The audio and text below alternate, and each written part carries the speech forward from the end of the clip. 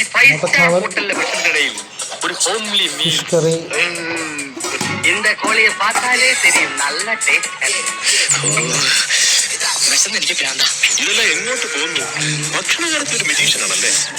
തീറ്റിക്ക് അങ്ങനെ നേരവും കാലവും വല്ല ഉണ്ടാ? ഈ നാട്ടിൽ പട്ടിണിയുടെ ഒരു കുറവേ ഉണ്ടായിരുന്നുള്ളൂ. അത് അവരായിട്ടൊക്കെ തീർക്കില്ല. ഇങ്ങനെ ആക്രാന്തം കാട്ടാത്ത മകാളെ മെല്ലത്തിന്റെ മകാളെ. ഇവന്റെ വയറ്റില് കൊക്കോ പുഴുവല്ല, കൊക്കോ പാമ്പാന്നാ തോന്നുന്നു. നീയൊക്കെ കണ്ണുവെച്ച് പഴയ പോലെ ഒന്നും കഴിക്കാൻ പറ്റാണ്ടായി. ചേട്ടാ 2 plate mutton fry. G sir. എന്താണെന്നറിയില്ല ചേച്ചി, ഇപ്പൊ എത്ര കഴിച്ചാലും വിശപ്പില്ല. ആർത്തി കൂടിയിട്ടാവും. ഈ പ്രായത്തിലുള്ള പിള്ളേരൊക്കെ നന്നായിട്ട് ആഹാരം കഴിക്കണം.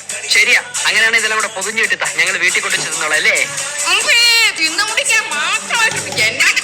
ജോലി ഉണ്ടാവാന്നുള്ളതല്ലേ പ്രധാനം. അതെന്തായാലും എന്താ ഉണ്ണുന്നത് ഒരു ജോലിയാ.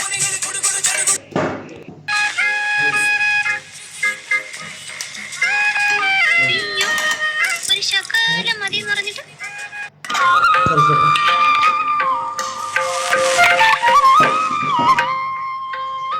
മോനെല്ലാം അറിയാലോ. നൃത്തം, സംഗീതം, പാചകം. അതുകൊണ്ടൊന്നും അല്ല മുത്തശ്ശി, ഇത്രയും നല്ല രുചിയുള്ള ഭക്ഷണം ഞാൻ എന്റെ ജീവിതത്തില് ഇതുവരെ കഴിച്ചിട്ടില്ല. എന്തൊരു സ്വാദ്! മുത്തശ്ശി പാചകത്തിലൊരു വിദഗ്ധയാണെന്ന് എനിക്ക് അറിയാമായിരുന്നു, പക്ഷെ ഇത്രയും ഞാൻ പ്രതീക്ഷിച്ചില്ല. അതെ, കറികൾക്കൊക്കെ തേങ്ങ ചെറിയത് ഞാനാ. തേങ്ങ നല്ലപോലെ ചെറിയതുണ്ടാവണം, കൂട്ടൊക്കെ നല്ലപോലെ അറിഞ്ഞിട്ടുണ്ട്. നമ്മുടെ പാടത്ത് വളഞ്ഞ പുന്നല്ലേ രീതി ചോറ ഇത്.